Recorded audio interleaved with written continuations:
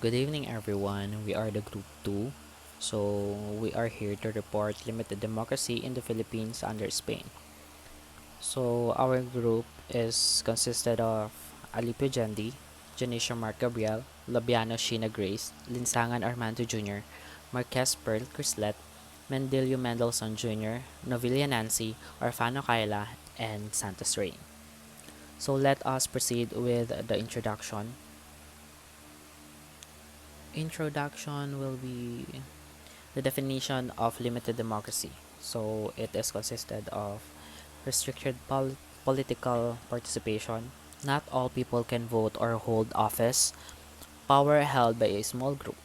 So limited democracy refers to a political system where participation exists but not equal. So some people are allowed to vote or hold positions, but these rights are restricted to a specific group.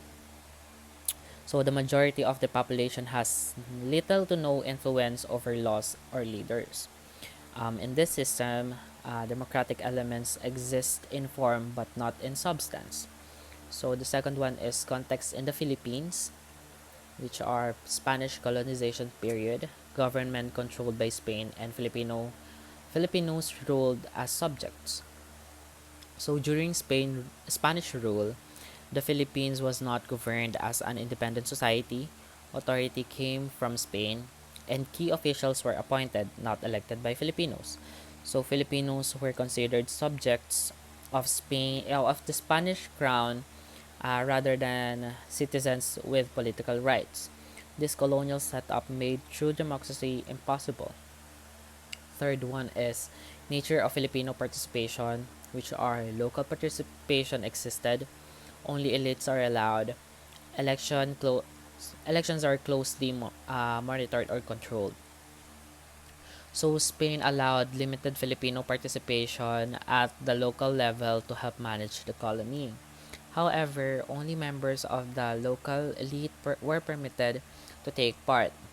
Elections were supervised and influenced by Spanish authorities, meaning outcomes rarely reflected public choices. So participation existed mainly to support colonial administration. So the fourth one is social inequality, which are rights based on class, ordinary Filipinos excluded, and no equal political voice. So political rights during Spanish rule were determined by social class, wealth, and education. Ordinary Filipinos, including farmers and laborers, were excluded from political life. This created a system where laws and policies favored the elite while ignoring the needs of the majority. Equality before the law did not exist at this time. So the fifth one is the purpose of the system, which are to maintain Spanish control, to prevent rebellion, and to control local leaders. So the purpose of limited democracy was not to empower, but to control. By allowing a small group of Filipinos to participate, Spain reduced resistance and created loyal local leaders. So this strategy helped maintain order and prevented unified opposition against colonial rule. So the sixth one is why the system failed. So it ignored majority needs. It also caused dissatisfaction, which led to resistance. So because the system excluded most Filipinos, it failed to address social injustices and abuses. Over time, dissatisfaction grew as people realized that participation was symbolic rather than real. This discontent eventually fueled resistance, reform movements, and revolutionary ideas.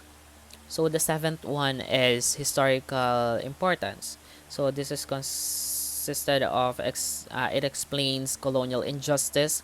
It is rooted from reform movements, and then it led to revolution. So understanding limited democracy explains why Filipino demand reforms and later independence. It reveals how colonial policies created inequality and frustration. These conditions gave rise to reformists and revolutionaries who sought political rights, equality, and self-governance. So the remaining reports will be reported by the following reporters. Colonial government structure. The Spaniards reigned over the islands of the Philippines for 333 years, spanning from 1565 to 1898. Spain was too far off on the other side of the world to govern the Philippines.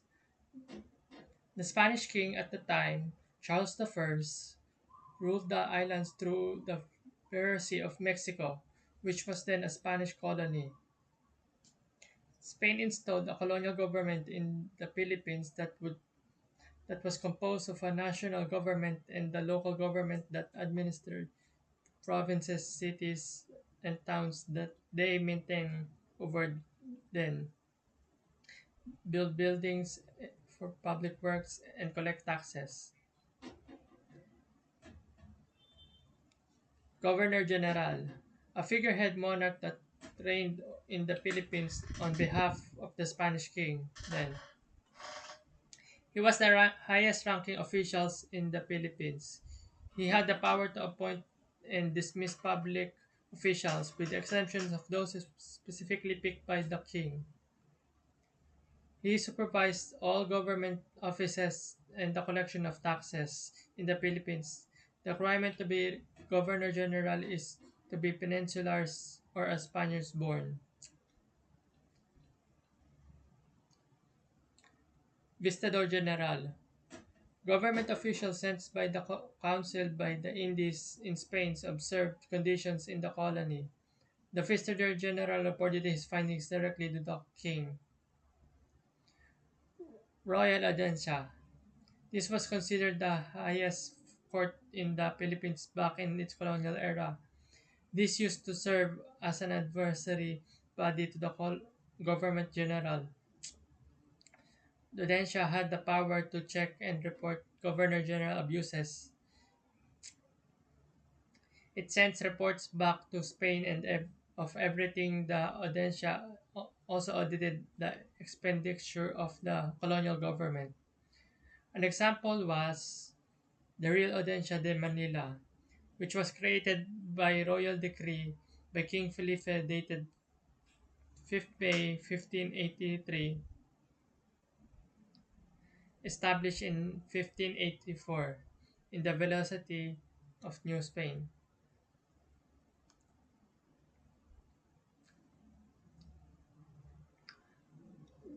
Local provincial government. The Spaniards also created local government unit for the provinces, or LGU. There were two types of local government unit, Adelcia and Corregimiento. Alac- Alcadia, led by Alacid the mayor, governed governed the provinces that had been fully subject to Spanish control. They managed day-to-day operations of the provincial government. They implemented law and supervised the collection of taxes. Corregimiento, held by headed by the corregidor, they governed provinces that were not entirely under Spanish control.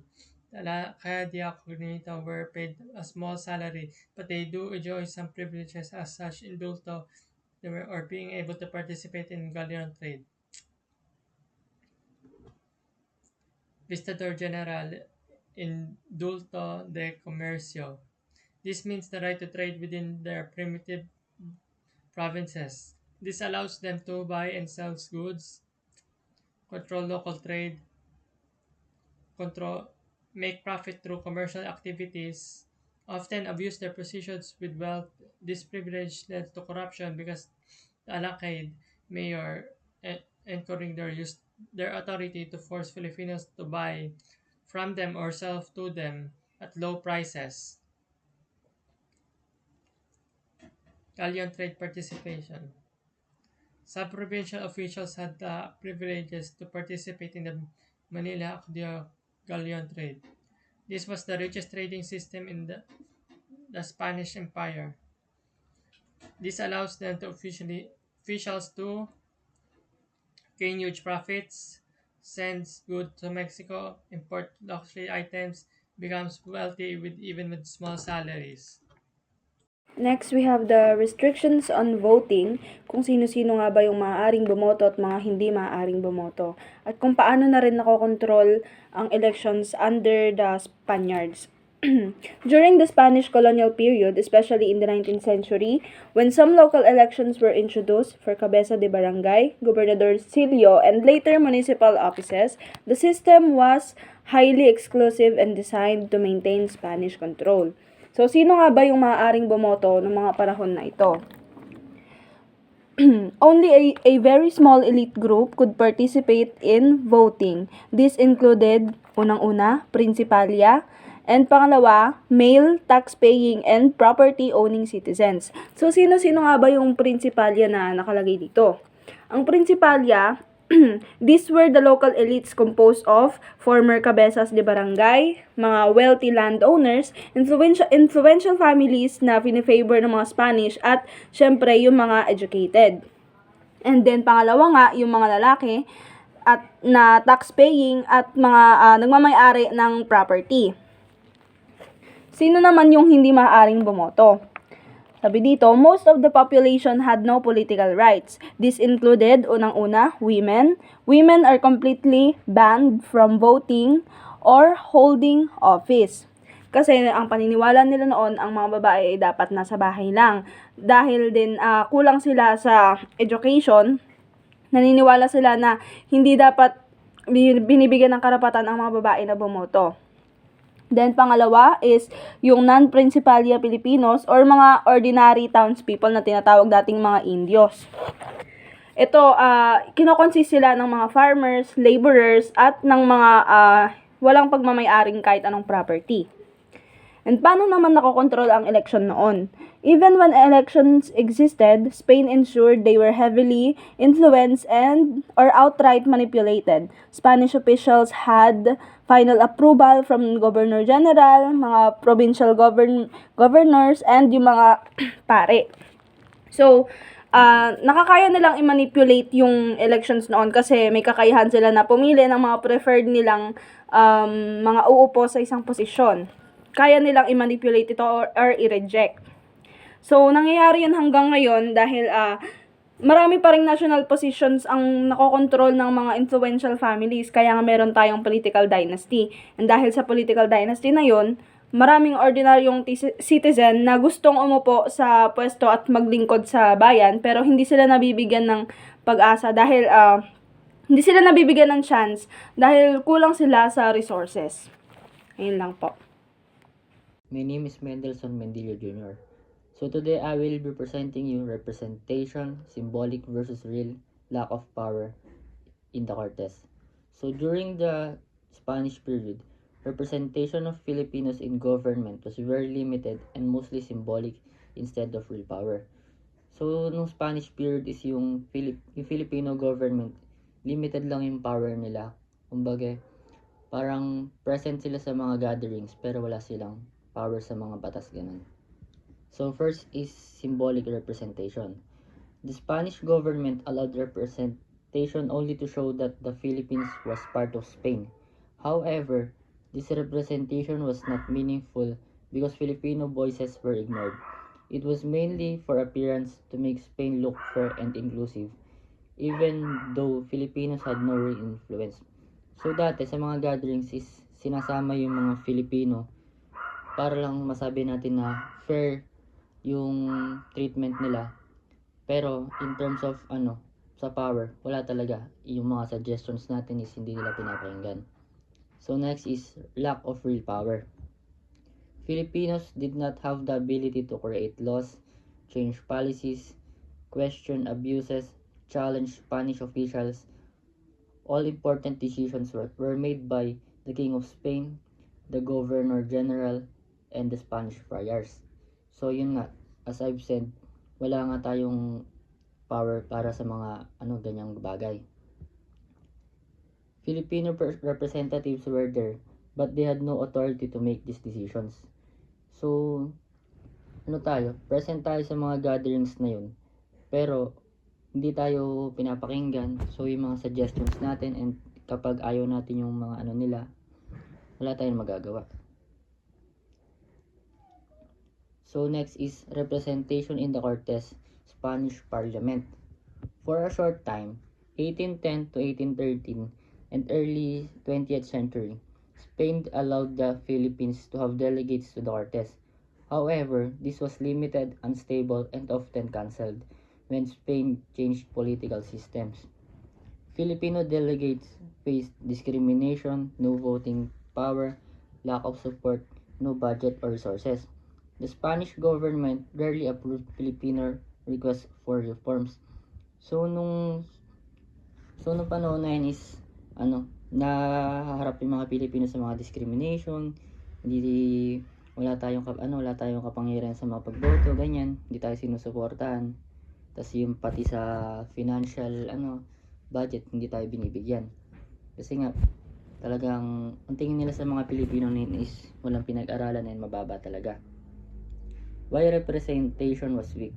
The Philippines was viewed as a colony, not an equal part of Spain. Spaniards believed Filipinos were not ready for politics. So yun nga, nagiging racist sila nun. The church, especially the friars, feared losing power if Filipinos gained representation. So iniisip nila nun, kapag nagkaroon ng kabarapatan yung mga Pilipinos is mawala na silang kapangyarihan nga. The Spanish government wanted to maintain control and resources. So gusto nila nga, sinakop nga nila diba tayo nun? So gusto nila sa kanila lang lahat ng power, pati yung mga resources sa ating sa Pilipinas. Ayaw nila na tayo lagi yung nakikinabang. Gusto nila sa kanila yung major. Even educated Filipinos, ilustrados, were blocked from having influence. So pati yung mga edukado na Pilipino is parang dinidiscriminate nila, hindi nila binibigyan ng karapatan. This absence of representation helped spark the propaganda movement, the rise of nationalism, and eventually the Philippine Revolution. So dahil nga sa diskriminasyon na nangyayari sa atin noon, ayan yung mga nangyari, ginawa ng mga Filipino para magkaroon ng pagbabago. So yun lang po. Thank you. Dumako naman tayo sa social hierarchy. At bakit ang social hierarchy ay isa sa mga rason kung bakit nalilimitahan ang demokrasiya ng mga Pilipino noong panahon ng kolonyalismo ng Espanya. Una, alamin muna natin kung ano nga ba ang social hierarchy. Ang social hierarchy ay isang sistema kung saan ang mga tao o grupo ay nasa iba't ibang antas ng kapangyarihan, katayuan at pribilehiyo. Nakabatay ito sa kayamanan, edukasyon, kasarian, lahi o edad. Bagamat nagdudulot ito ng hindi pagkakapantay-pantay, nakakatulong rin ito sa kaayusan ng lipunan at pamamahagi ng mga tungkulin at yaman. Halimbawa na lang na nasa paaralan. Malalaman agad natin kung sino ang pinakamataas na posisyon, katulad na lang ng principal. Pangalawa ay ang mga guro dahil sila ang nagtuturo. Pangatlo ay ang mga estudyante kung saan sila ang sumusunod sa mga pamantasan o mga rules. Noong panahon ng kolonyalismo ng Espanya, tayo ay may apat na social hierarchy na kinikilala. Ito ay Peninsulares, Insulares, Mestizos, at Indios. Una ay ang Peninsulares. Ito ay mga Espanyol na ipinanganak mismo sa Spain. Sila ay itinuturing na pinakamataas sa social hierarchy noong panahon ng kolonyalismo. Dahil pure o purong Espanyol sila sa mata ng pamahalaan, sila ang pinagkakatiwalaan sa pamumuno. Karaniwan, sila ang humahawak ng pinakamataas na posisyon sa pamahalaan, simbahan o bureaucracia o senior bureaucrats. Ang senior bureaucrats ay karaniwang gumagawa at nagpapatupad ng mga regulasyon o batas, namumuno sa malaking ahensya o tanggapan, may kapangyarihang magdesisyon sa budget at programs. Sila ay may malaking impluwensya sa takbo ng gobyerno, kahit hindi sila direktang nakikita ng publiko. Sila rin ay nagbibigay ng mga rekomendasyon, gabay o suhestyon upang matulungan ang mga namumuno o mga opisyal sa paggawa ng desisyon. Halimbawa, sila ang nagiging Governor General, mga obispo at mataas na opisyal ng gobyerno. May demokrasya man, ito ay para lamang sa kapwa nila Espanyol at hindi para sa Pilipino. Dahil dito, nakikita pa rin natin ang mga problemang kinakaharap natin sa panahon ngayon. Una ay ang legacy of elite rule and centralized power, o ang pamumuno noon ng mga mayayaman at makapangyarihan ay nagpatuloy, kaya nakadepende pa rin ang kapangyarihan sa iilang tao. Halimbawa na lang ay may mga maraming desisyon sa pamahalaan ang ginagawa ng mga piling opisyal, hindi kasama ang karaniwang mamamayan. Pangalawa ay ang persistence of political dynasties and concentration of authority in a few families, na patuloy ang impluensya ng ilang pamilya sa politika, kaya lumalala ang monopolyo sa kapangyarihan. Halimbawa na lang ay ang mga anak o kamag-anak ng dating gobernador o mayor, iniupuan din ng parehong posisyon. Law ay ang policies often favor elites over ordinary citizens. Mas pinapaboran ng batas at patakaran ang mayayaman kaysa sa karaniwang mamamayan. Halimbawa na lang na sila ay mas may kakayahang humingi ng tulong o maka-access sa mga legal advisors o legal counselors. Ang ating maaaring gawing bilang estudyante ay promote the political awareness and critical thinking. Halimbawa na lang ay mag-organisa ng forum sa paaralan tungkol sa epekto ng political dynasty sa lipunan.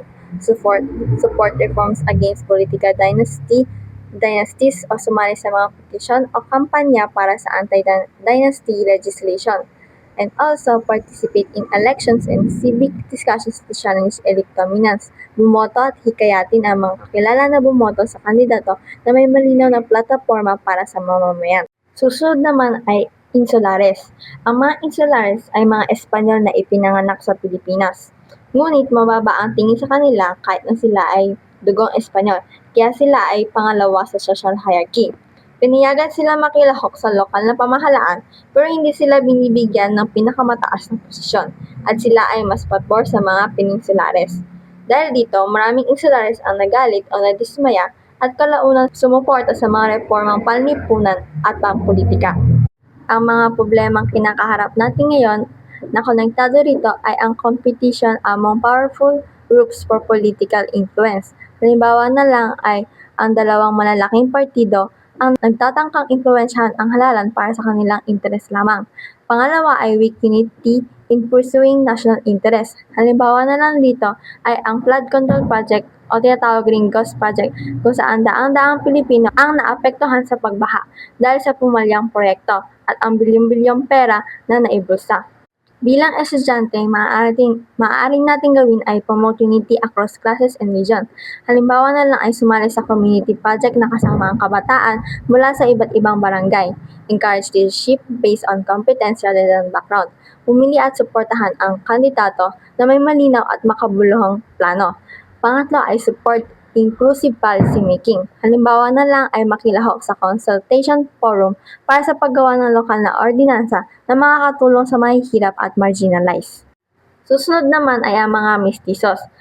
Ito ay may mga halong lahi, maaaring Filipino-Spanish o Filipino-Chinese. Sila ay madalas sa kalakalan, negosyo at edukasyon. Ngunit, sila ay limitado rin ang kanilang karapatang pampolitika kahit sila ay may economic mobility o kakayahang yumaman. Ang mga problemang kinakaharap natin ngayon na konektado rito ay ang economic power still translates into political influence. Halimbawa na lang kung isa kang mayamang kakandidato, maaaring madali ka lang makakuha ng posisyon sa politika o maka-impluwensya sa mga batas dahil ikaw ay mayaman. Maaaring konektado rin dito ay ang business elites dominate elections and policy making, kung saan ang mga mayayamang kandidato o mga opisyal ang madalas na nangingibabaw sa halalan at paggawa ng patakaran. At lastly, inequality between economic classes remains strong. Malaki pa rin ang agwat ng mayayaman at mahihirap, lalo na sa edukasyon, trabaho at kita. Halimbawa na lang sa edukasyon, ang mga mayayamang estudyante ay nakakapag-aral sa prestihiyosong paaralan habang ang mahihirap ay limitado ang oportunidad. Bilang estudyante, maaari nating gawin ay advocate for fair campaign finance laws. Suportahan ang batas na patas sa lahat ng kandidato at hindi lang pabor sa mayayaman. Support leaders who prioritize public service over profit. Piliin at suportahan ang mga leader na inuuna ang kapakanan ng mamamayan kaysa sariling interes o negosyo. Bumoto sa kandidato na may malinaw na plano sa edukasyon at kalusugan, hindi lamang sa negosyo. And promote ethical entrepreneurship and social responsibility. Hikayatin ang mga mamamayan na maging responsable at tumulong sa komunidad, hindi lang kumita. Halimbawa na lang dito ay sumali sa proyekto o negosyo sa paaralan na may layuning tumulong sa kapwa, gaya ng fundraising para sa scholarship. Panghuli ay ang mga Indios. Ang mga Indios ay ang mga katutubong Pilipino at sila ang pinakamalaking bahagi ng populasyon. Sa kasamaang palad, sila rin ang pinakamababa sa social hierarchy noon. Pinapayagan lamang silang humawak ng mababang posisyon tulad ng kabeza de barangay na kadalasan ay tagasunod lang ng utos ng mga Espanyol. Sila ay walang malayang pagboto, representasyon sa national government at kapangyarihang magdesisyon para sa sarili. Ang mga problemang kinakaharap natin ngayon na konektado rito ay ang marginalization of the poor and rural communities, kung saan ang mga mahihirap at nakatira sa probinsya ay madalas na iwan o hindi napapansin sa mga programa at serbisyo. Halimbawa na lang ay ang walang sapat na ospital o paaralan sa mga layong barangay. Pangalawa ay limited access to education, justice, and political power. Mahirap makapasok sa maayos na edukasyon, maayos na hustisya at makilahok sa politika ang mga nasa laylayan. Susunod ay ang voter manipulation and patronage politics, kung saan pinapaboran ang mga kakampi o binibigyan ng benepisyo ang mga botante kapalit ng boto, kaya hindi patas ang eleksyon. Halimbawa na lang nito ay ang pamimigay ng pera o regalo bago ang eleksyon para makaboto sa isang kandidato. Bilang estudyante, ang maaari nating gawin ay to empower communities through education and grassroots organizing. Tulungan ang komunidad sa pamamagitan ng pagtuturo at sama-samang pagkilos. Halimbawa na lang nito ay mag-organisa ng libreng tutorial o seminar sa barangay tungkol sa karapatan at kalusugan. Pangalawa ay fight misinformation and vote buying. Labanan ang maling impormasyon at pagbili ng boto. Halimbawa ay gumawa ng social media campaign para turuan ang mga kabataan kung paano mag-research sa kandidato. Lastly ay support social programs that uplift marginalized sectors. Suportahan ang mga programa na tumutulong sa mahihirap at nakakaangat sa kanila. Halimbawa ay sumali sa feeding program, scholarship project o livelihood project para sa mahihirap. Church influence and limited democracy in the Philippines under Spain. Noong panahon ng Espanyol, may limited democracy ang Pilipinas. Ibig sabihin, kaunti lang ang kapangyarihan ng Pilipino sa paggawa ng desisyon.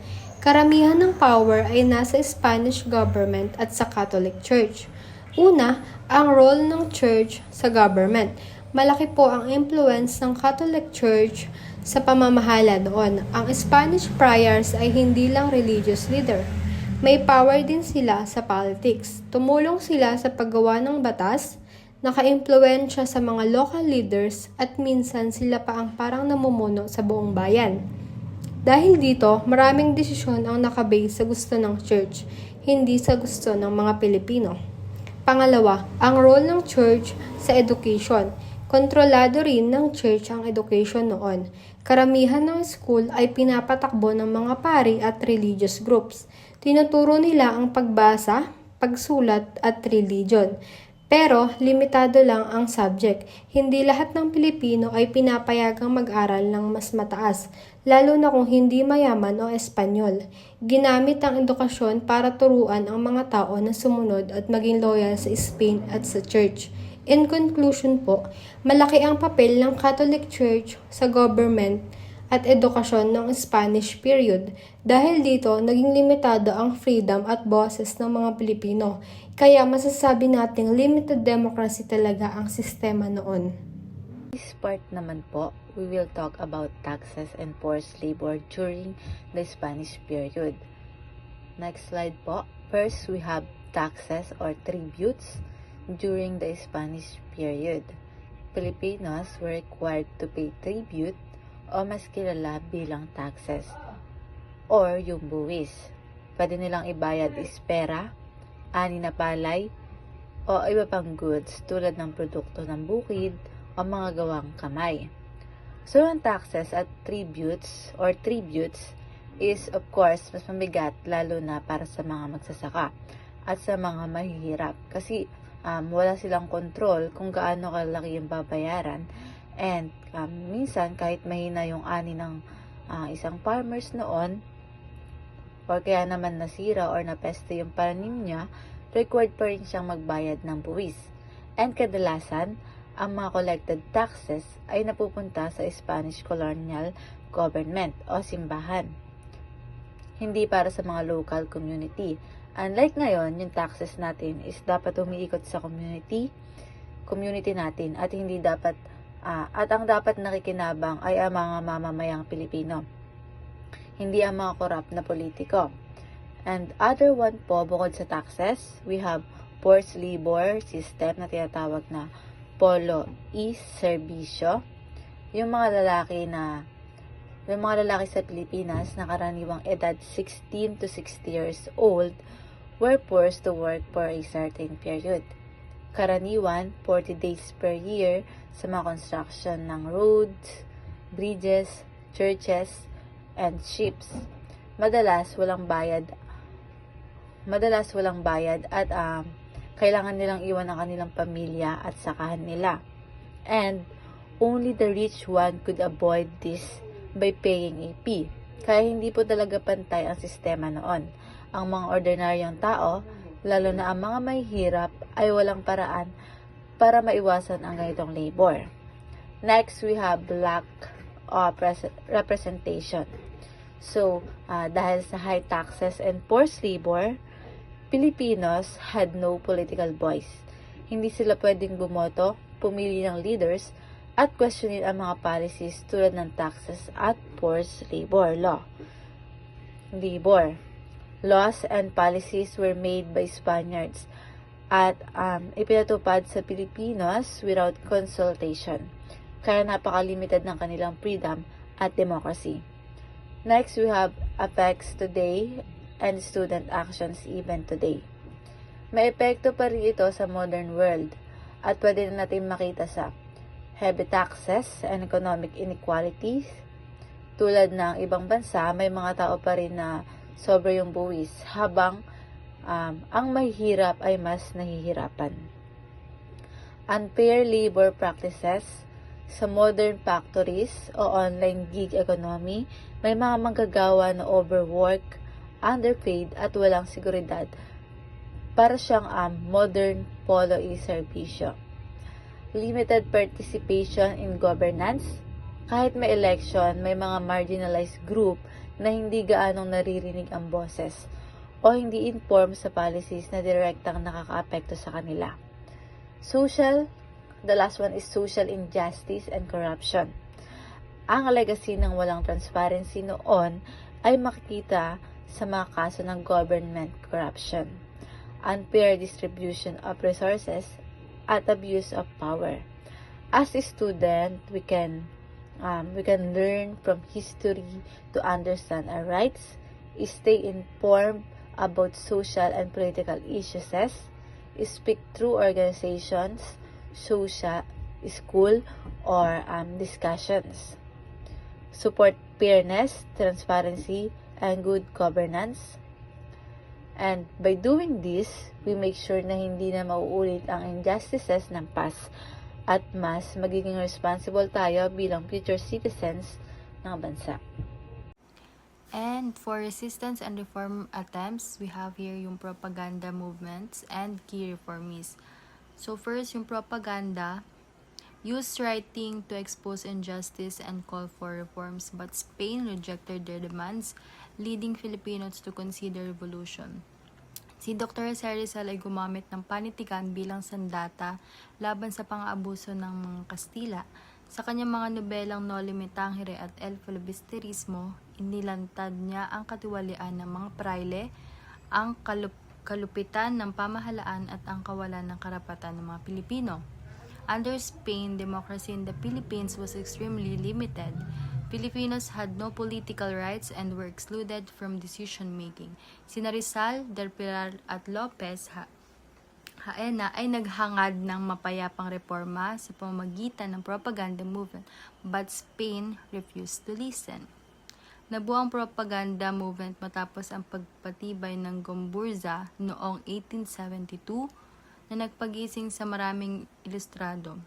Pinili ng kilusan ang mapayapang paraan, pagsusulat, paglalathala, pagtatalumpati upang humingi ng reforma sa pamahalaang Espanyol. And lastly, sa key reformist, si Jose Rizal wrote No Limitangere and El Filibusterismo. Ito yung ginamit niyang nobela upang ilantad ang pang-aabuso.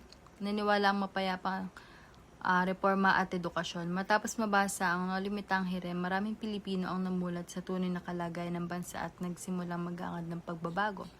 And next, si Marcelo H. Del Pilar. Matapang na kinondena ang mga praile, naging editor ng La Solidaridad.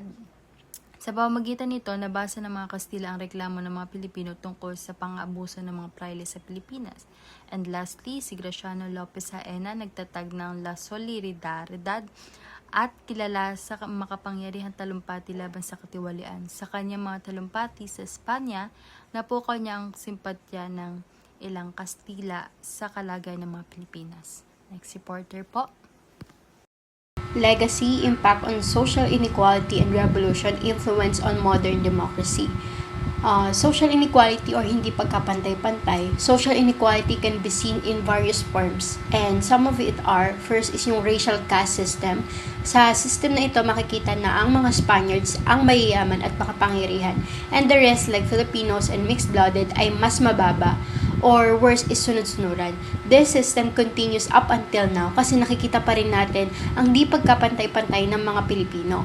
Next is yung economic and political position. Dahil nga nasa taas ng hierarchy ang mga Spaniards, most of wealth and position, whether in politics and economic, is napupunta sa kanila. That's why ang mga mas mababa na posisyon or kapangyarihan is napupunta sa mga Pilipino.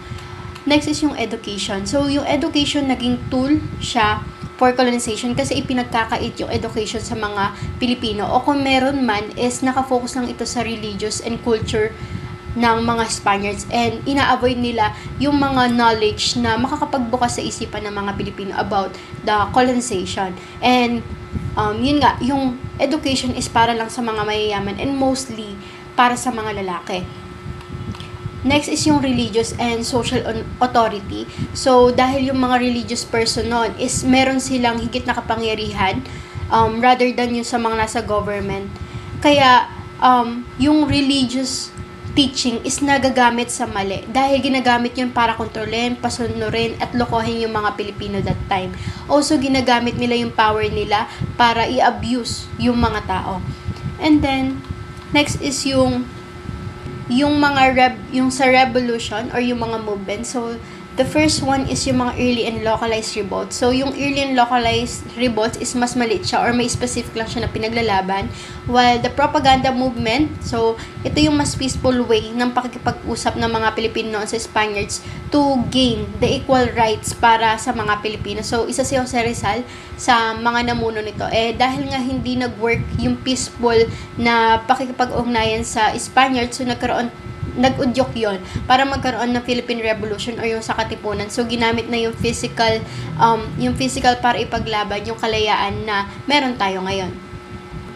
Next is yung influence sa democracy. So, yung democracy na meron tayo ngayon, produkto siya ng unity or pagkakaisa ng mga Pilipino.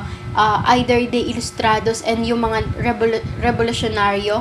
So, ayun nga, dahil nga nagkaroon na tayo ng demokrasya, pero up until now, meron pa rin mga traces ng lack of democracy sa ating system, which is yung political dynasties, yung corruption and patronage, and land inequality. So, produkto lahat yan, or iniwan lahat yan nung pananakop ng mga Espanyol dahil nga puro sila yung namumuno. So, nagkaroon ng political dynasties, and dahil nga din sa abuse nila sa power nila, nagkaroon ng corruption and land inequality.